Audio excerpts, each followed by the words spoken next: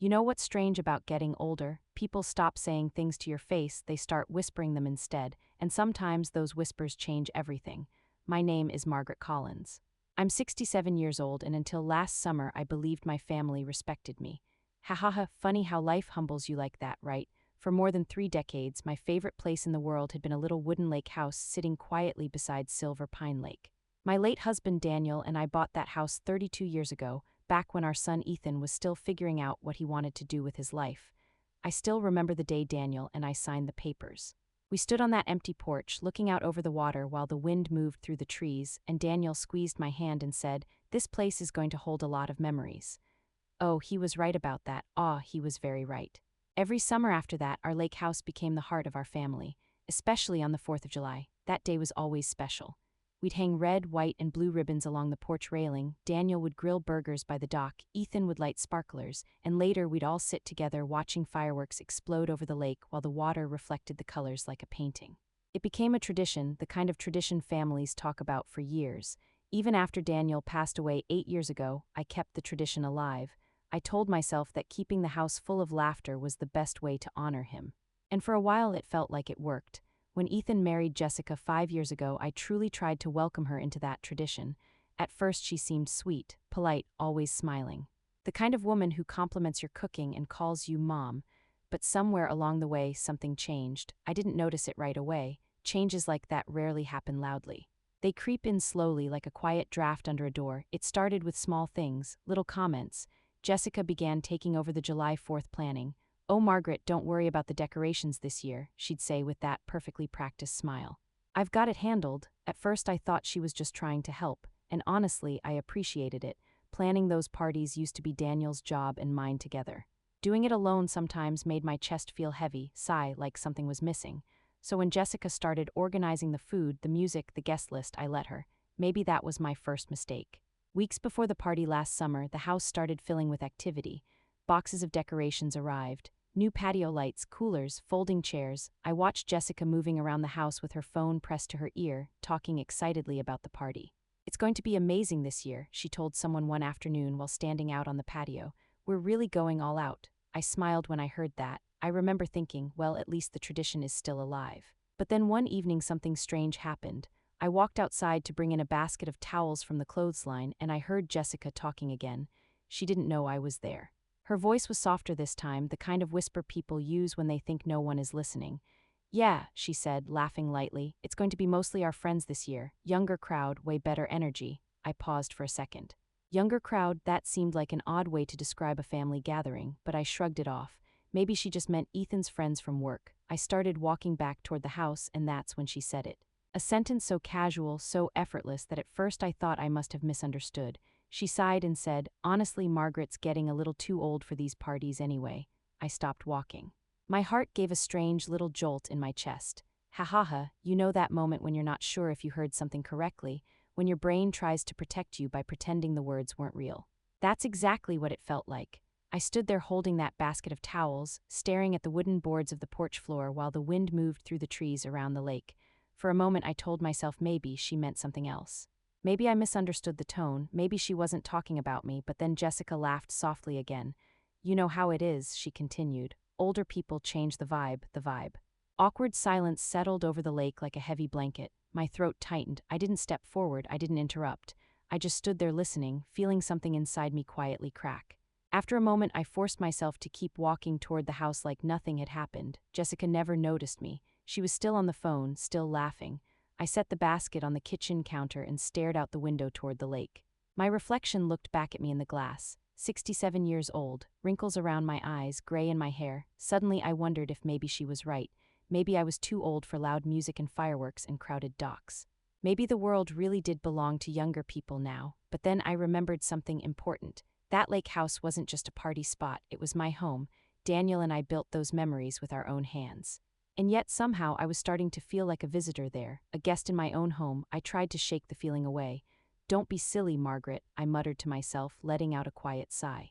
"You're overthinking this." That night we all sat at the dinner table together. Jessica talked excitedly about the party plans. Ethan nodded along while scrolling on his phone. Everything looked normal, but something felt different.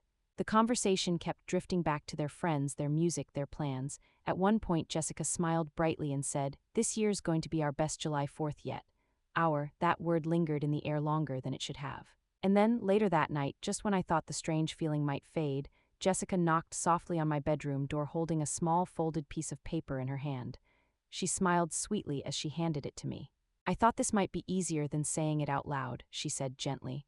I unfolded the note slowly, my hands suddenly colder than the night air outside, and as I began reading the words on that paper, my heart sank deeper than it had all evening, because that little note proved something I wasn't ready to accept yet.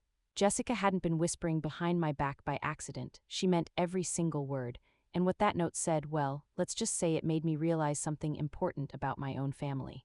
Something that would lead me to make a phone call the very next morning, a phone call that would change everything. I unfolded the note slowly, and for a moment I just stared at the paper without reading it.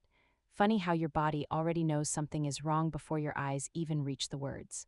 My hands felt cold, and I remember letting out a quiet sigh before finally looking down.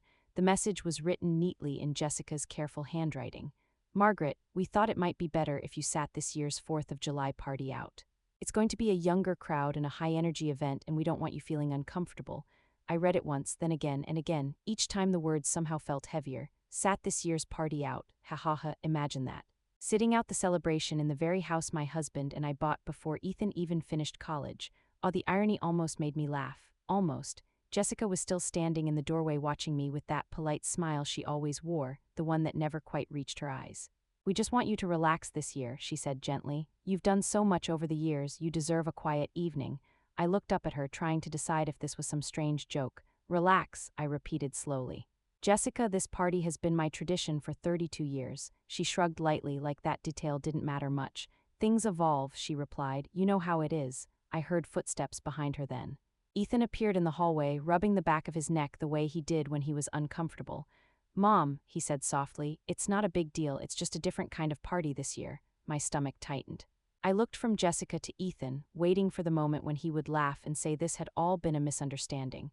But that moment never came. Instead, Jessica crossed her arms and leaned against the doorframe casually. "Most of the guests are our friends," she explained. "You probably wouldn't enjoy the music or the atmosphere anyway." The atmosphere. There was that strange word again. I let out a quiet breath and folded the note carefully in my hands. "So you're telling me," I said slowly, "that I'm not invited to the 4th of July party in my own lake house?"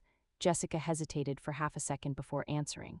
"It's not like that, but somehow it felt exactly like that." I looked at Ethan again, my son, the little boy who once ran barefoot down that dock holding sparklers in both hands, laughing so hard he nearly fell into the water.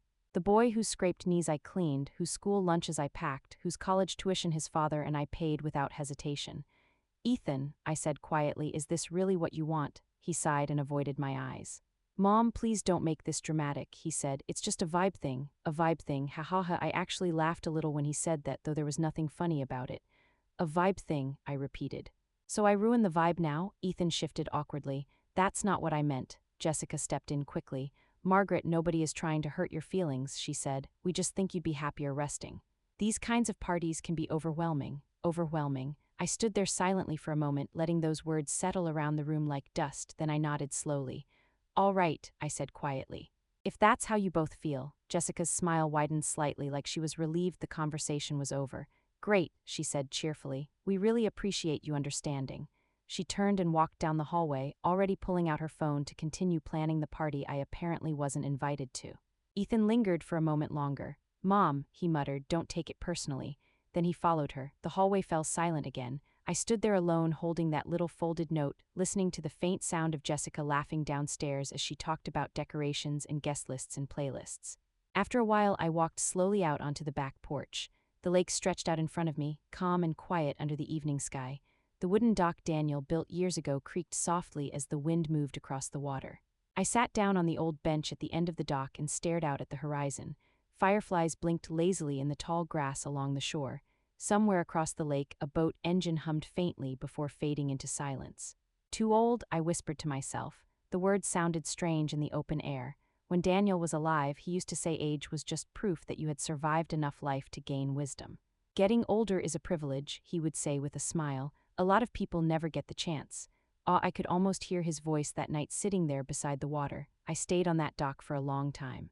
Long enough for the lights inside the house to turn on one by one as Jessica and Ethan moved around preparing for their party. Music eventually started playing from the living room speakers, the bass thumping faintly through the wooden walls.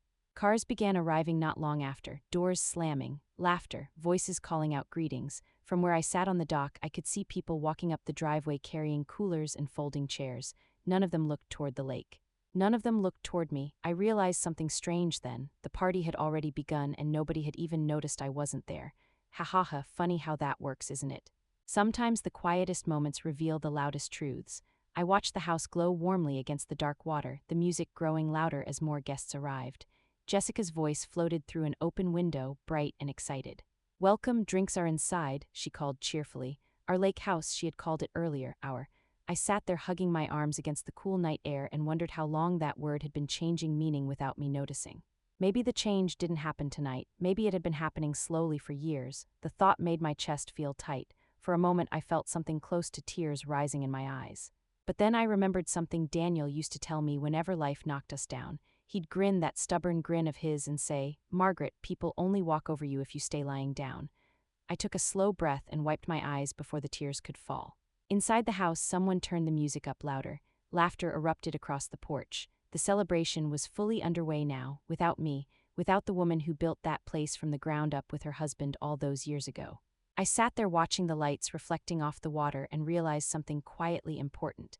If my own family could look at me and see nothing but an old woman ruining their vibe, then maybe the real problem wasn't my age. Maybe the real problem was what they believed belonged to them now, and that thought stayed with me long after the music faded and the guests eventually went home. Because the next morning, just after the sun rose over the lake, I made a phone call. And the person on the other end of that call was about to remind me of something Jessica and Ethan had clearly forgotten, something that would change their perfect little July 4th party forever. The next morning the lake was quiet, peaceful the way mornings by the water usually are.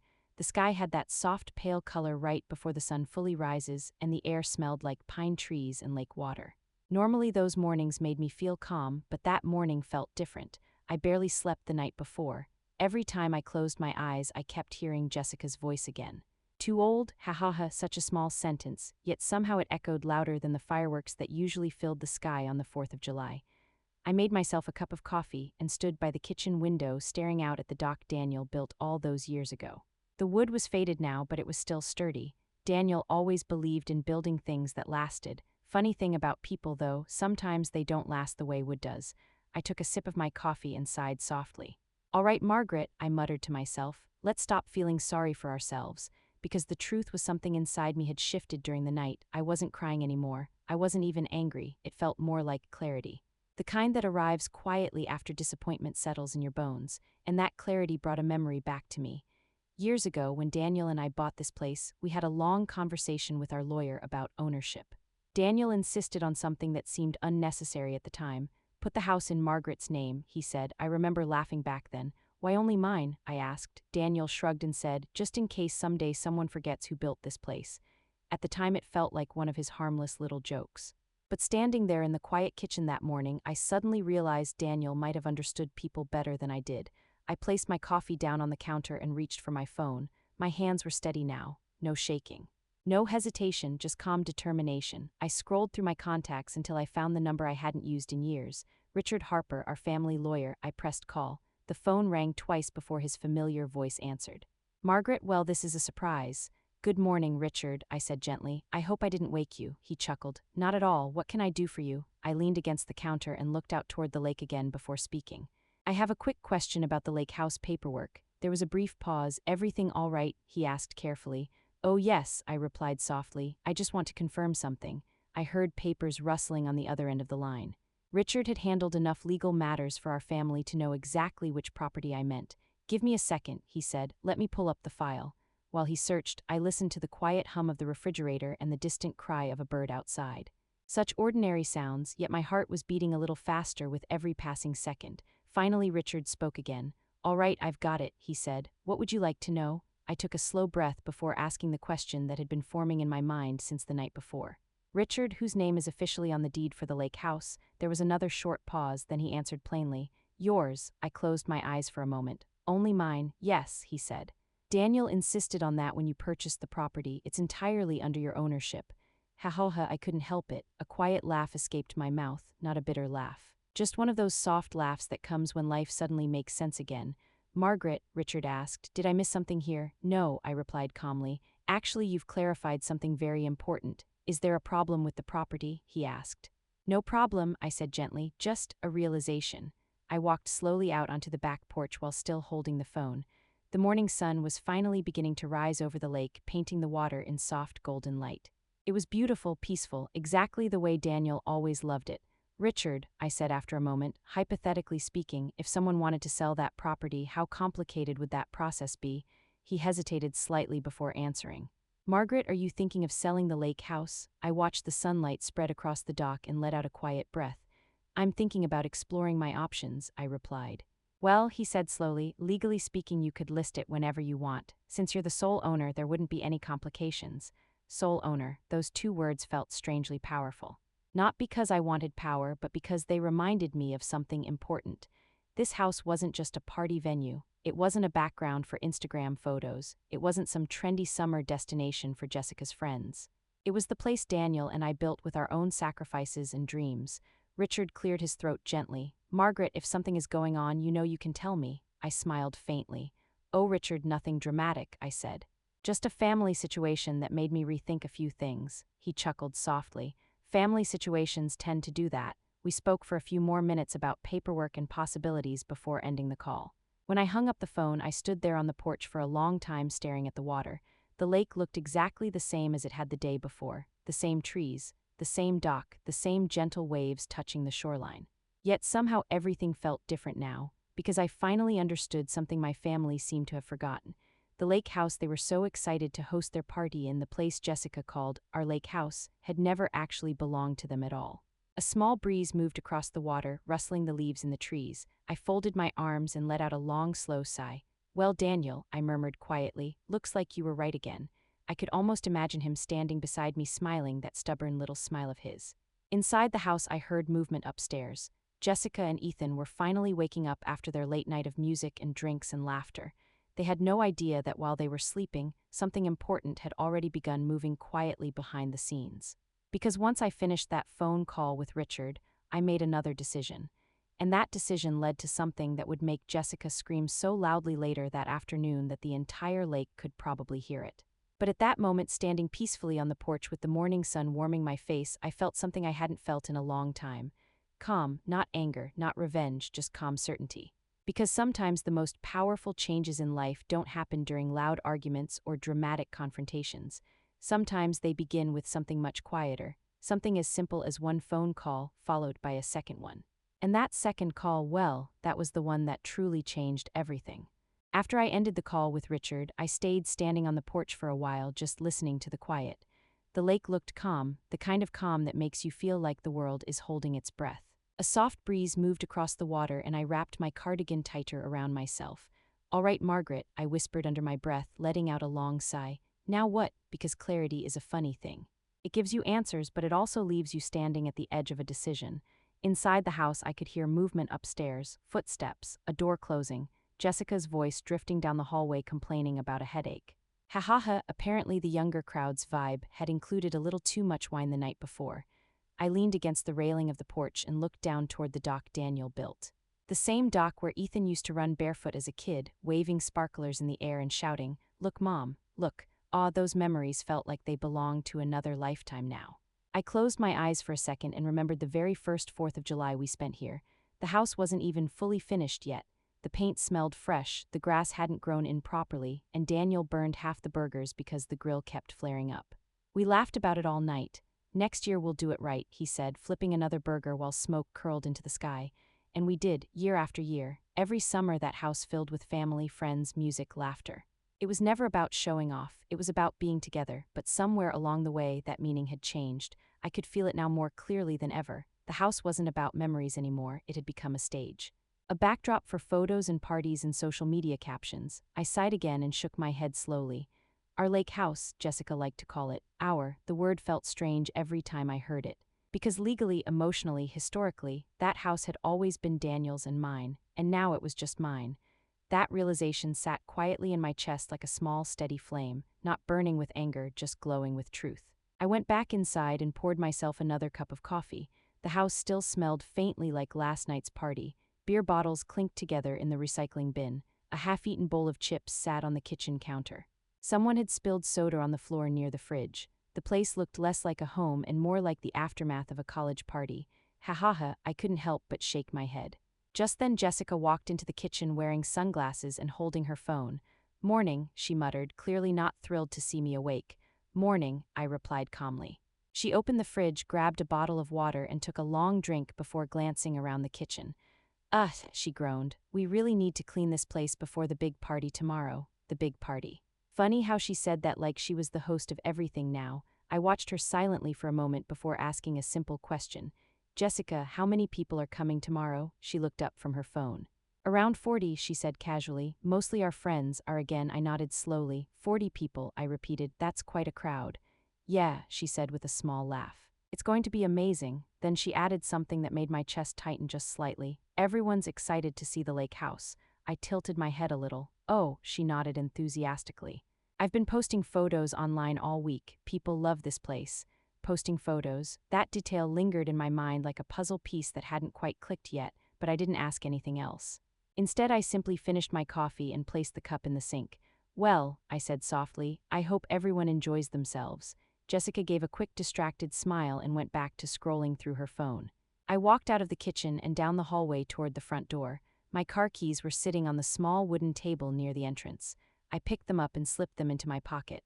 Behind me, Jessica called out, "Where are you going?" I paused for a second before answering. "Just running a quick errand." She didn't question it. Why would she? In her mind, I was just the older woman who should probably stay out of the way of the younger crowd. I stepped outside and closed the door quietly behind me. The sun was higher in the sky now, warming the air and making the lake sparkle in the distance. I walked slowly to my car and sat down in the driver's seat for a moment without starting the engine. My hands rested on the steering wheel while my mind replayed the conversation from the night before. "You're too old for the party." I let out a small breath through my nose. "Well," I murmured softly, "we'll see about that." Then I started the car and drove into town. The drive took about 20 minutes. Pine trees lined the road most of the way, their shadows stretching across the pavement like long, quiet fingers. I had driven this road thousands of times over the years, but that morning it felt different. Like every mile was leading me toward a decision I had already made deep inside. Eventually, I pulled into the small real estate office near the center of town. The same office Daniel and I visited all those years ago when we first bought the lake house. The building looked almost exactly the same brick walls. Same little sign out front, same row of flower pots near the entrance. I sat in the car for a moment and took a deep breath before stepping out. "All right, Margaret," I whispered again with a small smile. "Let's see what happens next." Inside the office, the air smelled faintly of paper and coffee. A young receptionist looked up from her desk and greeted me politely. "Good morning. How can we help you today?" I returned her smile gently. "I'd like to speak with an agent about listing a property," I said. She blinked in mild surprise. "Of course," she replied. "What property?" I folded my hands calmly in front of me and answered with the same quiet certainty that had been growing inside me all morning. "The lake house on Silver Pine Lake." The receptionist nodded and picked up the phone to call one of the agents. While she spoke quietly into the receiver, I stood there looking at the brochures on the wall. Photos of smiling families standing in front of beautiful homes, new beginnings, fresh starts. Funny how life works sometimes. Just yesterday, that lake house felt like the center of my family's world. And now, well, now it was about to become something else entirely. Because by the time Jessica and Ethan finished cleaning up the kitchen that afternoon, something new would be standing in the front yard of the lake house. A small wooden sign. And that sign would cause a reaction so loud, so shocked, that even the quiet water of Silver Pine Lake wouldn't be able to keep the secret any longer. The real estate agent's name was Laura Mitchell. She looked to be in her early 40s, friendly eyes, the kind of person who had probably helped dozens of families find homes around this lake. When she walked into the office and introduced herself, she had no idea that the house I wanted to list was one of the most recognizable properties in the area. "Good morning," she said warmly, shaking my hand. "I hear you're interested in listing a property." I smiled politely and nodded. "Yes," I said, "the lake house on Silver Pine Lake." For a moment she simply blinked at me, then her eyebrows lifted slightly in surprise. "The Collins Lake House?" she asked. I nodded again. "That's the one." She let out a small breath, almost like she had just realized something unexpected. "Wow," she said softly, "that place is beautiful." I've seen it many times driving around the lake. Ha ha ha, I gave a small chuckle. Daniel and I built a lot of memories there. Her smile softened when she heard my husband's name. I'm sorry for your loss, she said gently. Thank you, I replied. It's been a few years now. Laura gestured toward a small office down the hallway. Why don't we sit down and talk about it? We walked into the room and she closed the door behind us. Sunlight streamed through the window, landing across the desk between us. She opened a folder and pulled out a notepad. All right, she said, clicking her pen. Tell me a little about the property. I folded my hands calmly in my lap. 3 bedrooms, 2 bathrooms, private dock, lakefront view, 32 years of memories, I said with a faint smile. She laughed lightly. That last feature might actually increase the value. Then she glanced up at me curiously. May I ask why you're selling? That question hung in the air for a moment. I considered giving her a long explanation, telling her about the whispers, the note, the party I wasn't invited to in my own house. But in the end, I simply shrugged. Life changes, I said quietly. Laura studied my face for a second, like she sensed there was more behind those words, but she didn't press. Instead, she nodded and began explaining the process. Well, properties on Silver Pine Lake are in very high demand right now, she said, especially ones with private docks. If we price it right, we could probably attract several serious buyers within days. Days. The word made my heart beat a little faster. She continued talking about market value, listing prices, photography, showings, all the practical details that come with selling a house. I listened carefully, asking questions when needed. The conversation felt strangely calm, almost businesslike, not emotional the way I expected. Maybe that's because deep down I had already accepted the decision before walking into that office. Eventually, Laura closed the folder and leaned forward slightly. If you'd like, she said, we could put a for sale sign on the property this afternoon. I looked out the window for a moment, watching a car pass slowly on the street outside. My mind drifted back to the lake house kitchen, where Jessica was probably still complaining about the mess from last night's party. She had no idea what conversation was happening right now. Ha ha ha, I almost felt bad for the surprise she was about to experience. Almost, I turned back to Laura and nodded. This afternoon would be fine. She smiled and began preparing the paperwork. Great. I'll just need your signature here and here. I signed the documents carefully, my pen moving slowly across the paper. With each signature, the reality of the decision settled deeper in my chest. It wasn't anger guiding my hand. It wasn't revenge either, it was something simpler. Respect for myself, for the memories Daniel and I built together, for the simple truth that no one should feel like a stranger in their own home. When I finished signing, Laura gathered the papers neatly and stood up.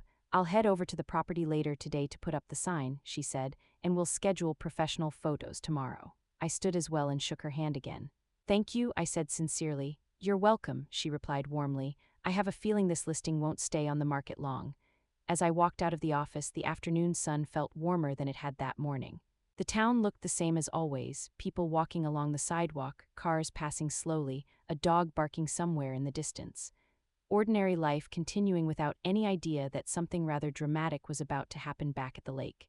I got into my car and started the engine. The drive back felt shorter somehow, maybe because my mind was busy imagining the moment Jessica would notice the sign. I could practically hear her voice already. What is that? She'd say, pointing toward the front yard. I pulled into the driveway about 40 minutes later. The house looked peaceful again. The lake shimmered behind it like nothing in the world had changed. Inside, I could hear music playing faintly through the open windows while Jessica and Ethan cleaned up from the night before. I stepped out of the car and walked slowly toward the porch. For a moment, I paused and looked around the property. The tall trees, the dock, the wide porch Daniel and I built with our own hands. It really was a beautiful place.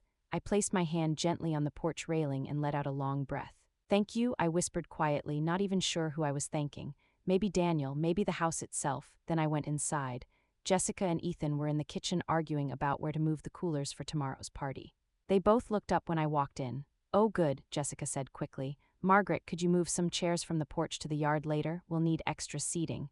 Her tone carried the same casual authority she'd been using all week. Like the party host giving instructions, I simply nodded. Of course, I said calmly. Ethan glanced at me briefly before returning to stacking plastic cups. Neither of them noticed anything unusual about my mood. Why would they? To them, everything was still under control. Their party was tomorrow. Their friends were coming. Their lake house was ready, or at least that's what they believed. What they didn't know was that somewhere on the road just outside town, a real estate agent was already loading a wooden sign into the back of her car. And within the next hour, that sign would be standing proudly in the front yard of the lake house. The moment Jessica saw it, well, Let's just say the peaceful quiet of Silver Pine Lake was about to be shattered by a scream so loud even the fish might hear it. About an hour later, I was sitting quietly in the living room, pretending to read a magazine when I heard the sound of a car pulling into the driveway, tires crunching slowly on gravel. The sound was ordinary, nothing dramatic at all, but somehow I knew exactly who it was. I glanced out the window just in time to see Laura stepping out of her car, holding a long wooden post and a white rectangular sign. For a moment, I simply watched her walk toward the yard with calm, steady steps. Inside the house, Jessica and Ethan were still busy moving things around for their big party. Chairs scraping across the floor, music playing softly, Jessica complaining about decorations not matching the theme she had in mind. Ha ha ha, the timing almost felt poetic. Laura reached the front yard and pushed the wooden post firmly into the grass near the edge of the driveway. The metal sign swung gently for a second before settling into place. For sale. The words stood bright and clear in the afternoon sunlight. I leaned back in my chair and let out a slow breath. Well, I murmured softly to myself, that didn't take long. For a few minutes nothing happened. Jessica and Ethan were still inside, completely unaware that their perfect party location had just become a listing on the real estate market. I almost wondered how long it would take them to notice. Not long, as it turned out. Because suddenly I heard the front door open. Jessica stepped outside carrying a bag of trash. She walked toward the bin near the driveway, humming lightly to herself. Then she froze, completely froze. The bag slipped out of her hand and landed on the ground with a dull thud. For several seconds she just stood there staring at the sign like she couldn't believe what she was seeing. "What?" she whispered. I could see her mouth slowly forming the words. She took a few steps closer to the sign, reading it again, and then the scream came. "ETHAN," she shouted so loudly the windows nearly rattled. "ETHAN, come out here right now." Inside the house, Ethan's footsteps pounded down the hallway. He rushed outside looking confused. "What's wrong?" he asked breathlessly. Jessica pointed toward the sign with a trembling hand. "What is that?" Ethan turned his head and looked at the yard. His face went pale almost instantly. "What the?" he muttered under his breath. They both stood there staring at the sign like it might suddenly disappear if they looked hard enough. Of course it didn't. I waited a moment before standing up from the chair and walking calmly toward the front door. When I stepped outside, both of them turned toward me at the same time. Jessica's expression was somewhere between anger and panic. "Margaret," she said sharply, "do you know anything about this?" I looked at the sign thoughtfully for a moment, as if I were noticing it for the first time. Then I nodded.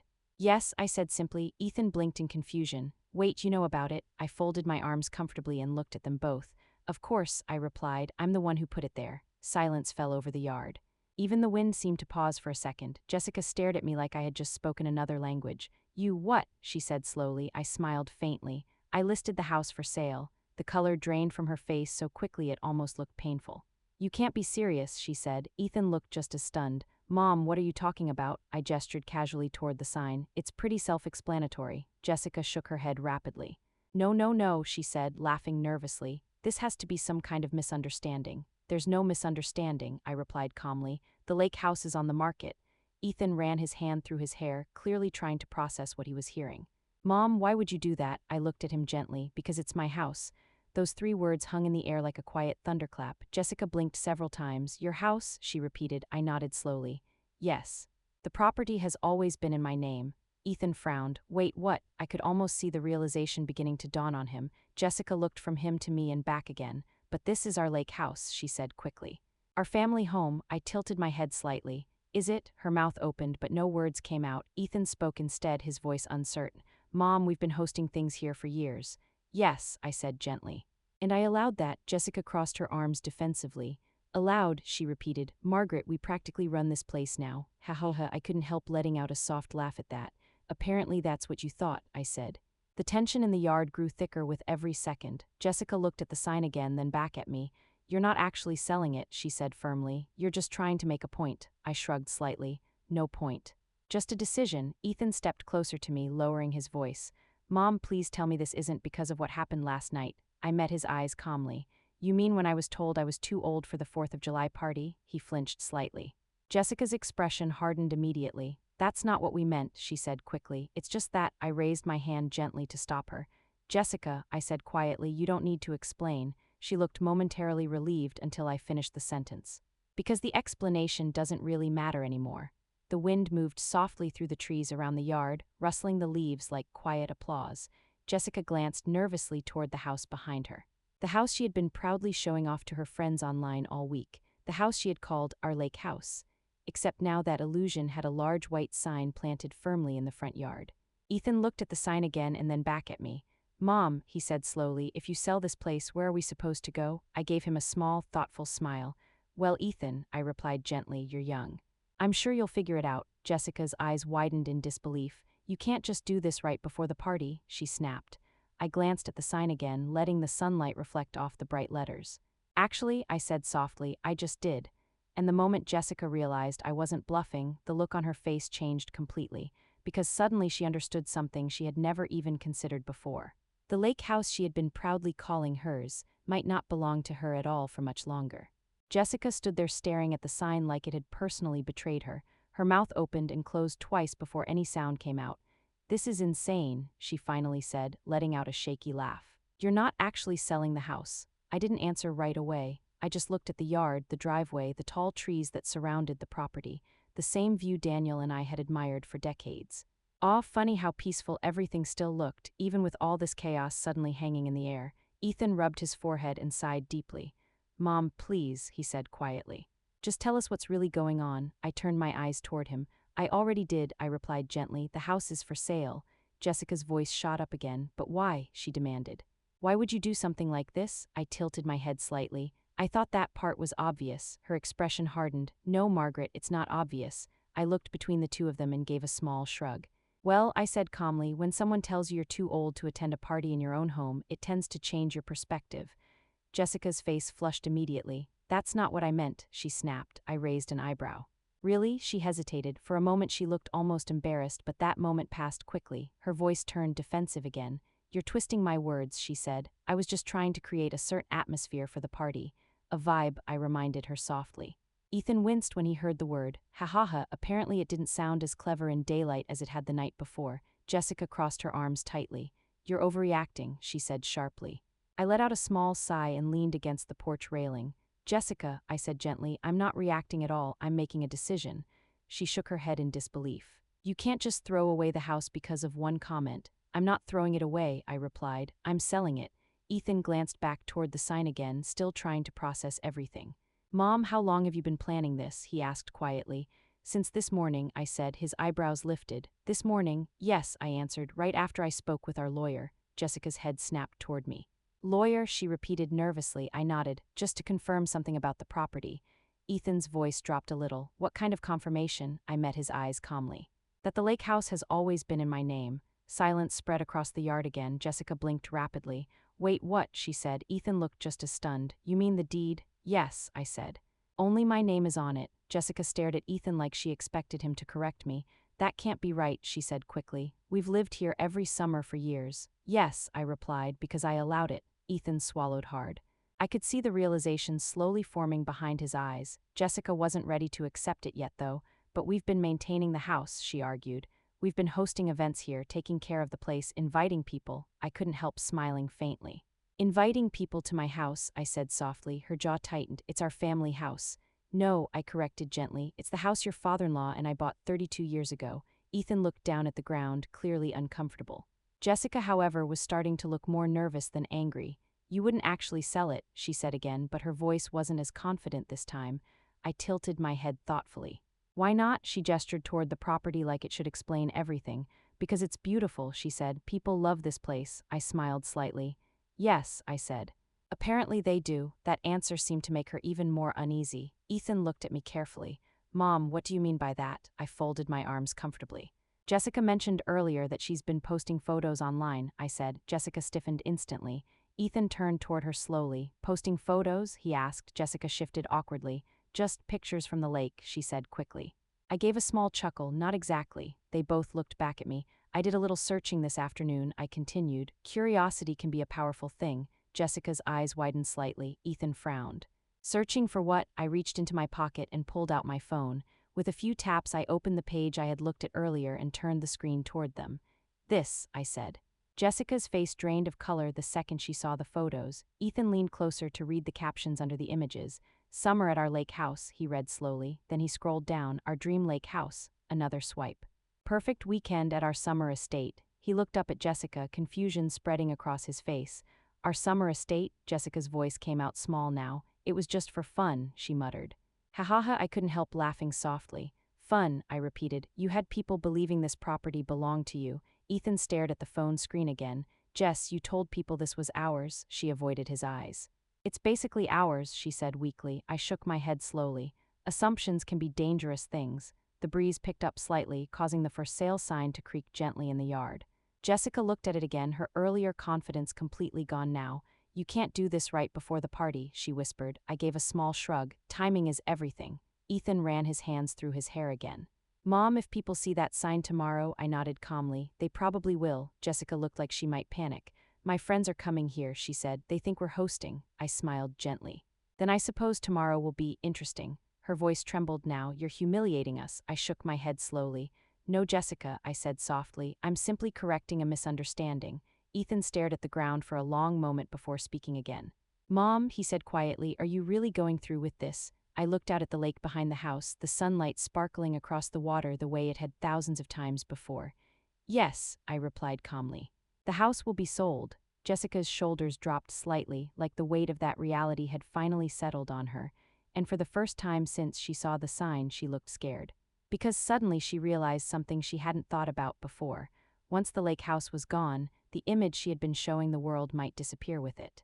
For a few days after the sign went up, the atmosphere around the lake house felt strangely tense. Jessica walked around like someone had taken away her favorite toy. Ethan barely spoke at all. Ha ha ha, it was almost quiet enough that I could hear the lake again, the way it used to sound before all the music and party planning took over. The 4th of July party they had been so excited about never really happened the way they imagined. A few of their friends still came by that evening, curious after seeing the sign in the yard, but the mood was awkward. You could see people standing near the driveway whispering and glancing toward the big white, for sale, sign like it was the main attraction of the night.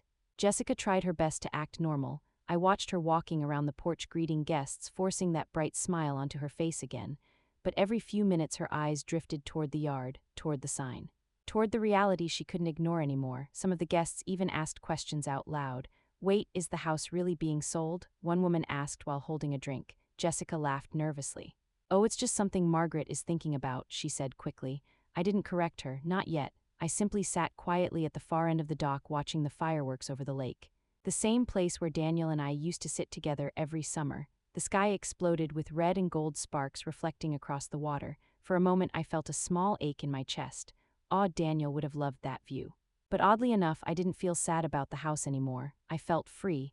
Over the next 2 weeks, Laura kept me updated about interested buyers. Apparently, the property attracted attention very quickly. Houses on Silver Pine Lake rarely stayed on the market long, especially ones with private docks and wide lake views. We already have several people asking for tour, she told me during one phone call. I smiled when I heard that. Good, I replied simply. The showings started not long after. Couples walked through the house admiring the large windows and the wooden deck Daniel built. Families stood at the end of the dock imagining their kids swimming in the water. One older couple stayed the longest. Their names were Thomas and Elaine. They walked slowly through every room, taking their time the way people do when they're not just looking for a house but for a place to belong. I watched them from the porch while they stood by the lake holding hands quietly. Something about them felt genuine. The kind of people Daniel would have liked. 3 days later, Laura called again. Margaret, she said excitedly, we received an offer. I sat down in the kitchen chair while she explained the details. The number she mentioned was actually higher than the asking price. Ha ha ha, apparently Jessica had been right about one thing. People really did love that lake house. The buyers are Thomas and Elaine, Laura added. They seem very serious. I thought about the older couple standing by the lake earlier that week, the way they admired the place like it meant something to them already. Let's accept the offer, I said calmly. Laura sounded pleased. I think you'll be happy with them as the new owners, she said, and just like that, the process began moving quickly. Paperwork, inspections, final agreements. Within 2 weeks, the lake house officially had new owners. The day the sale closed felt strangely peaceful. I stood on the porch one last time looking out over the water while the breeze moved softly through the trees. Well, Daniel, I murmured with a faint smile, looks like our little chapter here is finished. But it didn't feel like losing something. It felt like turning a page. The money from the sale went into my account the following morning. A number large enough that I had to stare at it twice just to believe it. Ha ha ha, not bad for a house that started as a simple dream all those years ago. Instead of feeling regret, I felt excitement. For the first time in years, my future didn't revolve around keeping a property running or hosting family events. I could do something else, something new.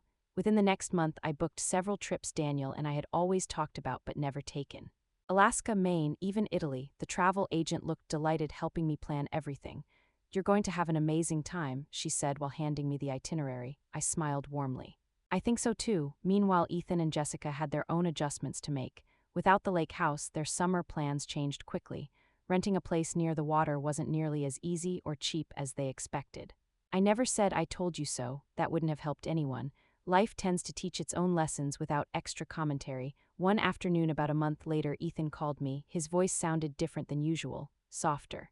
"Mom," he said hesitantly, "how are you doing?" I smiled slightly when I heard that question. "I'm doing well," I replied. "Actually, I'm packing for a trip." "A trip?" he asked. "Yes," I said cheerfully. "Italy first. Then Alaska later this year." There was a short silence on the line. "That sounds amazing," he admitted. "It will be," I said gently, and honestly I meant it, because somewhere along the way I realized something important. The lake house had never really been about the building itself. It had been about the life Daniel and I created there, and those memories didn't disappear just because the property changed owners. They traveled with me, they always would. Still, something unexpected happened a few weeks after the sale. Something that reminded me the story of that lake house wasn't completely over yet. One afternoon my phone rang while I was sitting on the balcony of my apartment watching the sunset. The number on the screen looked unfamiliar. I almost ignored it, but something made me answer. "Hello," I said. A warm voice spoke on the other end. "Margaret, this is Elaine from the lake house." I smiled instantly when I recognized the name. "Oh, hello, Elaine," I said kindly. "How are you and Thomas settling in?" She laughed softly. "We love it here, truly." I could hear genuine happiness in her voice. "Actually, that's why I'm calling." I leaned back in my chair curiously. "Oh, well," she continued, "the 4th of July is coming again soon, and Thomas and I were hoping you might consider coming back to the lake house for the fireworks." I blinked in surprise. For a moment I didn't know what to say. Elaine continued gently, "You built something very special here, Margaret. We can feel it in every room."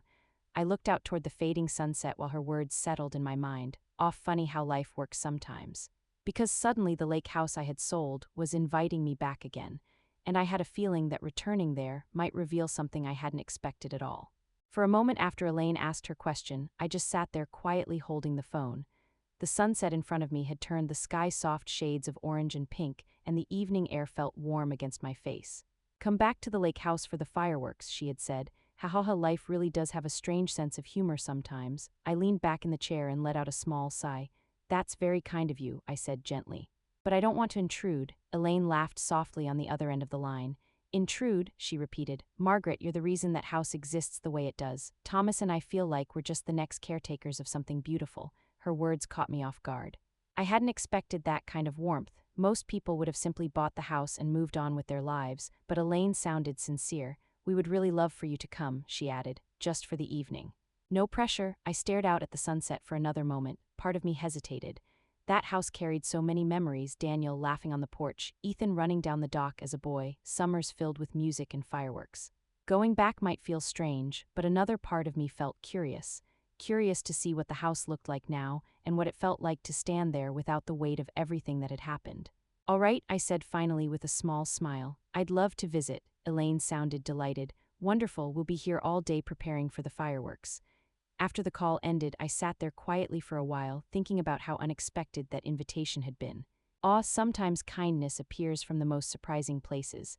A few weeks later, the 4th of July arrived again. The drive back to Silver Pine Lake felt oddly familiar, like returning to an old photograph. The road curved through the same tall pine trees, the air smelled the same, and when the lake finally appeared between the branches, my heart gave a small nostalgic flutter. When I pulled into the driveway, the house looked almost exactly the same. The same porch, the same dock, the same wide windows reflecting the water, but something about the atmosphere felt different, peaceful, calm. Elaine stepped onto the porch the moment she saw my car. "Margaret," she called happily. She walked down the steps and greeted me with a warm hug like we had known each other for years. "We're so glad you came." Thomas followed behind her, smiling kindly. "Welcome back," he said, shaking my hand firmly. I looked around the yard for a moment, half expecting to feel that strange heaviness from before, but instead I noticed something else. Gratitude. The flower beds had been cleaned and replanted. The porch railing Daniel built had been freshly polished. Even the old wind chime I had forgot to take down was still hanging near the door, gently ringing in the breeze. "You kept the wind chime," I said softly. Elaine smiled. We loved it, it felt like part of the house. I stepped onto the porch slowly, my eyes drifting toward the lake behind the property. Children's laughter echoed across the water where a few of their grandchildren were swimming near the dock. Thomas noticed me watching them. They've been in the lake all afternoon, he said with a chuckle. Kids have endless energy. Ha ha ha, that part never changes. We spent the evening talking on the porch while the sky slowly darkened. Elaine told me how much they loved the house and how they planned to spend every summer there with their family. Not once did they talk about showing it off or impressing people. It was always about memories, about time together. About enjoying the quiet beauty of the lake. Listening to them felt strangely comforting, almost like hearing Daniel speak again. As the night grew darker, people gathered near the dock to watch the fireworks over the lake. The same tradition that had existed there for decades. Thomas handed me a small chair and gestured toward the water. Best seat in the house, he said with a smile. I sat down near the edge of the dock while the sky lit up with the first explosion of color. Red sparks burst above the lake, reflecting across the water like glowing ribbons. Then blue, then gold. The crowd around us cheered softly with each display. For a moment I closed my eyes and let the sound of the fireworks echo across the lake. Oh, it felt peaceful, not heavy with memories the way I feared, just peaceful. When the final fireworks faded into the night sky, everyone clapped and began drifting back toward the house. Thomas walked over to me holding a small wrapped box in his hands. We wanted to give you something, he said kindly. I blinked in surprise. You didn't have to do that, Elaine smiled warmly. Please open it. I carefully unwrapped the paper and lifted the lid of the box. Inside was a framed photograph of the lake at sunset, the same view Daniel and I had admired so many times from the porch. I ran my fingers lightly over the frame, feeling an unexpected sting of emotion behind my eyes. On the back of the frame was a small handwritten note. I turned it over and read the message slowly. Thank you for creating a place filled with joy. We promise to take good care of it. For a second I couldn't speak. Tears quietly gathered in my eyes before I even realized they were there. Elaine squeezed my hand gently. This house carries your history, she said softly, and we're grateful you trusted us with it. I wiped my eyes and let out a small laugh through the tears. You have no idea how much that means to me, because in that moment I realized something important. The lake house hadn't been lost when I sold it. It had simply moved forward into another family's story. And strangely enough, that realization brought a deep sense of peace. But while my evening ended with kindness and gratitude, somewhere else things weren't quite so peaceful, because the loss of that lake house had quietly started revealing something else, something Ethan hadn't fully seen before. And when he finally called me a few weeks later to talk about it, his voice sounded very different than the confident son who once told me I didn't fit the vibe anymore. A few weeks after the 4th of July, my phone rang one evening while I was sitting on the balcony of my apartment, watching the city lights slowly come alive below me. The sky had turned deep purple and a warm breeze moved gently through the air. I almost ignored the call at first, but when I looked at the screen and saw Ethan's name, I answered. Hello, I said softly. There was a small pause on the other end before his voice came through. Mom, hey, something about the way he said it sounded different, quieter, not the rushed, distracted tone he used to have. Hi, Ethan, I replied calmly. How are you? He exhaled slowly. Honestly, things have been a little complicated lately. I leaned back in my chair, listening carefully. Complicated how? He hesitated for a moment before answering. Jessica and we've been arguing a lot. I didn't react right away. I simply waited. Sometimes silence invites people to tell the truth, and eventually he did. After the lake house sold, he continued, a lot of things started changing. I could hear the weight in his voice now. What kind of things? I asked gently. He gave a small, tired laugh. Well, turns out a lot of our friends really liked the lake house. Ha ha ha, I couldn't help smiling faintly at that. Is that surprising? I said softly. No, he admitted. But I guess I didn't realize how much of our social life revolved around it. I could almost picture him rubbing the back of his neck the way he used to when he felt embarrassed. When the house was gone, the invitations stopped coming. The big weekends disappeared. Suddenly everything felt different. I listened quietly while he spoke, not interrupting, not judging, just listening. Jessica was really upset, he continued. She said we lost our best summer spot. I tilted my head slightly. And what did you think? There was another pause, then he answered honestly. At first I agreed with her, he said. But after a while I started noticing something. What was that? I asked. His voice softened. Most of the people who stopped calling weren't really our friends. I let out a slow breath. That realization can be painful. Yeah, he admitted quietly. It was. We sat in silence for a moment before he spoke again. Mom, I also realized something else. What's that? His voice grew even quieter. Jessica loved the lake house more than the family tradition behind it. I didn't respond immediately, because deep down I had already suspected that truth a long time ago. She liked the image, Ethan continued slowly. The photos, the parties, the idea of owning something impressive, he sighed. Without the house, a lot of those illusions disappeared. I looked out at the city lights glowing below my balcony. Life was always revealing things we weren't ready to see. Sometimes losing something shows us what was real all along, I said gently. Ethan didn't answer right away. When he finally spoke again, his voice carried a tone I hadn't heard in years. Humility, Mom, I'm sorry. The words hung quietly between us. I closed my eyes for a moment, letting them settle. Sorry for what? I asked softly. For not standing up for you, he said immediately. For letting Jessica talk to you like that, for pretending the lake house belonged to us. His voice cracked slightly, and for saying that stupid thing about the vibe. Ha ha ha, I laughed softly when he said that, not mockingly, just gently. That word really stuck with you, didn't it? Yeah, he admitted. It did. I leaned forward in my chair, resting my elbows on my knees. Ethan, I said calmly, everyone makes mistakes, but not everyone learns from them, he replied quietly. His honesty surprised me a little, then he added something else. Jessica and I have been having serious conversations lately. I didn't ask for details, that part of his life was his responsibility now. But I could hear the strain in his voice. Marriage can reveal a lot about people, I said gently. Yeah, he said, it definitely does. We talked for a few more minutes about everyday things, my upcoming trip to Alaska, his work, the changing seasons. The conversation felt lighter now, almost peaceful. Before hanging up, he said one last thing. Mom, I'm really proud of you, I smiled slightly. For selling the house, I asked. No, he said softly.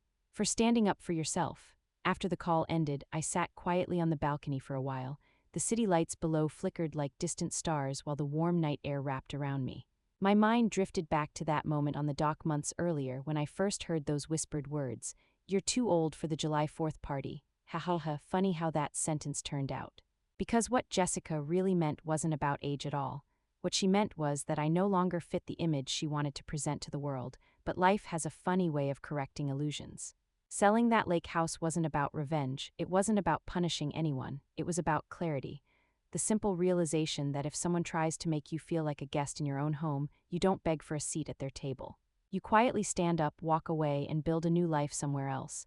Independence Day isn't just about fireworks and flags, it's about freedom. Freedom from disrespect, freedom from expectations that shrink your worth. Freedom to decide your own future, no matter your age. They said I was too old for the party, but what they didn't understand was something much bigger. You're never too old to start a new chapter.